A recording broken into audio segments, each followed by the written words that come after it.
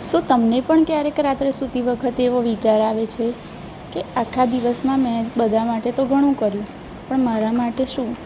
તમે પણ આખા ઘરનું ધ્યાન રાખતા રાખતા તમારી પોતાની ઓળખ ક્યાંય ખોઈ બેઠા છો?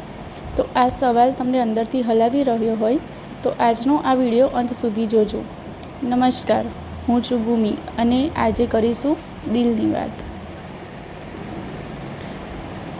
નમસ્કાર મિત્રો, દિલની વાત ભૂમિની સાથે ચેનલમાં તમારું સ્વાગત છે. આપણે ઘણીવાર દીકરી, પત્ની કે માતાની ભૂમિકામાં એટલા બધા ખોવાઈ જઈએ છીએ કે આપણે પોતાની જરૂરિયાતો ભૂલી જઈએ છીએ. સવાર પડે ને ચાના કપથી લઈને રાત્રે રસોડું સાફ કરવા સુધી આપણે સ્ત્રીઓ એક મશીનની જેમ દોડીએ છીએ. આપણને શીખવાડવામાં આવ્યું છે કે સહન કરે સ્ત્રી અને ત્યાગ કરે માતા. પણ સખીઓ, યાદ રાખજો, જે દીવો પોતે જ બુઝાઈ ગયો હોય એ આખા ઘરને અજવાળું કેવી રીતે આપી શકે? પોતાના માટે સમય. દિવસમાં ફક્ત 15 મિનિટ એવી કાઢો કે જે ફક્ત તમારી માટે હોય. સપનાઓને જીવંત રાખો.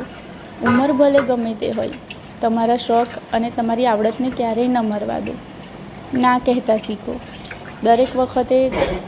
દરેકને ખુશ રાખવા જરૂરી નથી. તમારી માનસિક શાંતિ સૌથી પહેલાં જરૂરી છે. યાદ રાખજો, તમે કોઈની પત્ની કે માતા હોય તે પહેલાં એક સ્વતંત્ર વ્યક્તિ છો. તમારી જાતને પ્રેમ કરવો એ પાપ નથી, એ તો એક જરૂરિયાત છે. આજે મને કોમેન્ટમાં એ જરૂર લખજો કે તમને સૌથી વધુ શું કરવું ગમે છે, જે તમે ઘણા સમયથી નથી કર્યું. ચાલો આજે જ એ કામ ફરીથી શરૂ કરીએ. જો વાત દિલને સ્પર્શી હોય તો શેર કરજો.